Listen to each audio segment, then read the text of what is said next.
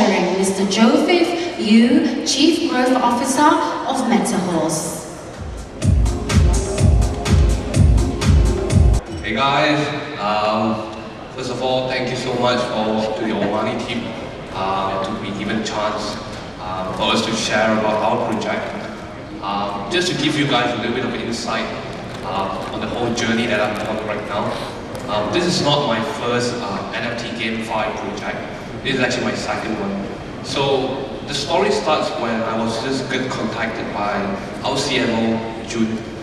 He told me that we have a chance to possibly start a new project in Dubai, and I still remember very clearly. It was the last week of January, just a week before the Chinese New Year.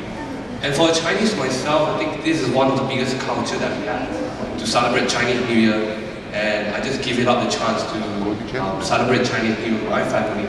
And I came by here to Dubai to start a project called MetaHorse.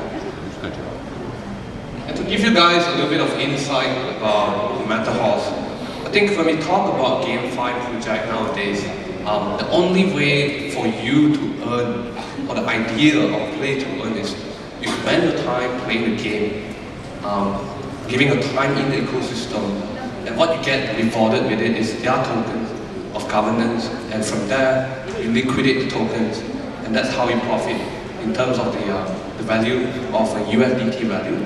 And I think that's the idea of what we're trying to do here for MetaHorse is we're trying to integrate the blockchain as well as something on the reality world.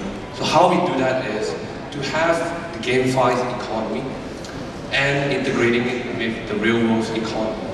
The idea was started off by our CEO, MetaHorse, when he shared with us on how is it going to be sustainable if everyone on the exchange or the game ecosystem is just going to liquidate the token on the exchange market. I mean, when we come about the economic standpoint, you have to have a supply and demand in order to have the balanced economy. I think that's when the idea of having the integration between the real world economy to sustain the GameFi ecosystem. And that's how the idea of MetaHorse came from. Now when we talk about the vision and mission for our project, of course, a lot of games are just providing an outlet for people to spend the time to play something and to play a game that actually gets rewarded out of it. But for us in the team, we believe that technology is created and improved to improve human life and not to replace human life. So when we talk about technology improvement, end of the day, it comes back to humans that are utilizing all these improvement technology. You can't necessarily replace humans in the terms of technology. So our vision at MetaHorse is to create an ecosystem for us to integrate the reality world as well as the GameFi world, and ensuring the users actually have the experience overall with the MetaHorse platform that we're building here. One thing that we talk about our vision is to have a strong ecosystem. MetaHorse aims to provide an ecosystem that can allow the users to be able to experience the idea of a fair ecosystem. And not only that, the MetaHorse platform that I spoke about is actually a platform for us to begin our journey of owning a horse. That's the idea of MetaHorse here. So when we talk about the tokenomics of our project, I think the team, for example, like meta links on the table here, Meta John, Meta June, we spend approximately almost close to a month, designing and calculating all the numbers and figures before we come up with the tokenomics. This is what I'm going to show you guys in terms of our tokenomics. We're looking for a total of 450 million tokens to sustain our ecosystem. And how we are able to do that is because when we have the idea of assets back in the real world, that's how we actually come up with the numbers like that. So we talk about having a community or a play to earn pool that is actually supporting the community, and hence we came up with 25% allocation for a play to earn pool. So by doing this, we have very much focus on what is giving back to the community. And as well, we have the team token just by 10%, just to ensure the team actually put effort in improving the project over time. So how our go-to strategies we talk about is the main target that we are talking about is to cater to horse lovers. Now when we grow up, the idea of horse is only through seeing it on television. I don't even have a chance to even touch a horse until the age of 28 this year when I came to Dubai. Right? Now, the elites have been exposed to the idea of horses. And through this platform that we built in MetaHorse, we are giving a barrier of entry that's much lower than what we have understood in the past. Back in the days, to own a horse, it might have cost a lot of fortune in order to buy a horse. But in our case, in MetaHorse, through our NFTs, you are able to earn a chance to earn a real horse now. And next, when we talk about 2021, everyone will be talking NFTs. But I always remember the idea of NFT shared by my CEO, Meta. If you don't believe, he told me, NFT actually meant the now, the future, and the trend. And I think at some point, it makes me realize that NFT is really the idea of now, future, and trend. When we talk about now, everyone is just talking about NFT. If you have an NFT picture, you have an NFT asset and stuff like that. When we talk about future as well, I think we still remember the experience, my personal experience of owning a smart screen phone. The whole feeling of just maneuvering around technology with your fingertip, I think that was really something very special. And that's the idea of NFT as well. Everyone just owns an NFT, or even if, for example, I think any one of us on the Bored Ape Yacht Club here will just have such a feeling like never before. But look at it in the long run. As of today, none of us have the kind of feeling like we did for the first time when we use a smart screen phone anymore. It's because it's becoming so common that it's not anything new.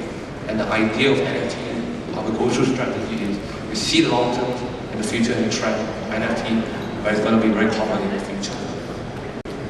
Of course, last but not least, one of our go-to strategies to target the blockchain enthusiasts. We knew that people who believe in the idea of blockchain and decentralization would actually see value in our project, and that's one of the key things that we are looking into. Now, I'm so excited to share more about the WELUPS partnership. I still remember the first time I met Ravi in the Meta Week event, and through this conversation with Ravi, I think it speed up really fast. Within 2 to 3 days, I came over to his office. We have a chat with Ravi and Helen from the team of WELUPS. And from there, I think I can see the kind of potential in this kind of partnership with Omanee Group and WELUPS. I think Ravi has allowed me to understood what's the idea of WELUPS and what's the idea of Omanee as an ecosystem. When we talk about DAO system, most of them are only on communities. And then Ravi gave me an idea of how we can be a DAO system in the company standpoint. And I think from there, that really opened up my mind for us to see an opportunity for this kind of partnership. So in terms of the WELUPS partnership, Ravi was just sharing with me on how our tokens can be actually accessible to WELUPS wallets. For example, one of the discussions we had was, how can we actually introduce both communities about each other? So what we plan to do in the future for partnership is that we can actually allow our airdrop to be done through WELUPS or WELUPS wallets. And that's one thing from our partnership from here. As well as in the future, we're going to look into coin token swap, where we can convert our token into WELUPS token, like what the team has shared earlier on. Last but not least, we have as well the WELUPS chain. That will be much more convenient for people who cross bridges and chains like that. Now let's talk about the roadmap for MetaHorse. In Q1, we have started from our game production.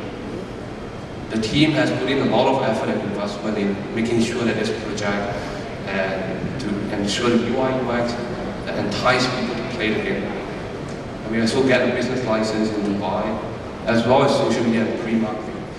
And shout out to the team, especially Mr. John, Mr. Jude, and Mr. Ling. As of today, I'm proud enough to say that we have a community size of 24,000 people in just 3 weeks on our Telegram group. And thank you guys for the effort for that. Now, when we talk about Q2, we have a game testing development from that. And soon enough, we'll be able to share kind of teasers with the community in terms of how our gameplay experience is going to be. And of course, we're going to focus on the partnership with stables around the world to ensure we are able to give out real horses by owning our NFTs. And of course, we will go on with our PGE token listing. And then for Q3, we'll have a public beta testing. We'll open up the game for the public to test out the overall experience, as well as MetaHorse tournament. And then on Q4, we'll have the Metaverse integration, which we are already talking to some of the Metaverses project in terms of how we can integrate them on our gameplay to their Metaverse. Last but not least, we have our 2023 development onwards. We will be having our MetaHorse ecosystem. That's one thing on how we can actually look into possibly having our system as well. And that one's game development. And last but not least, that's I think when we talk about MetaHorse, we are trying to equate digital equate reality, and that's a tagline that we believe very strongly. That's the whole idea of owning our NFT will give you a chance to own a real horse in the real world. And I think that's something I want to give you guys an idea of as we go forward with our technology in the future. For us, I think it's important for us to realize that it's still coming back to humans that are using this technology. So that's the idea of MetaHorse and what we're trying to build here, which is digital equate reality. And that's all. Thank you so much for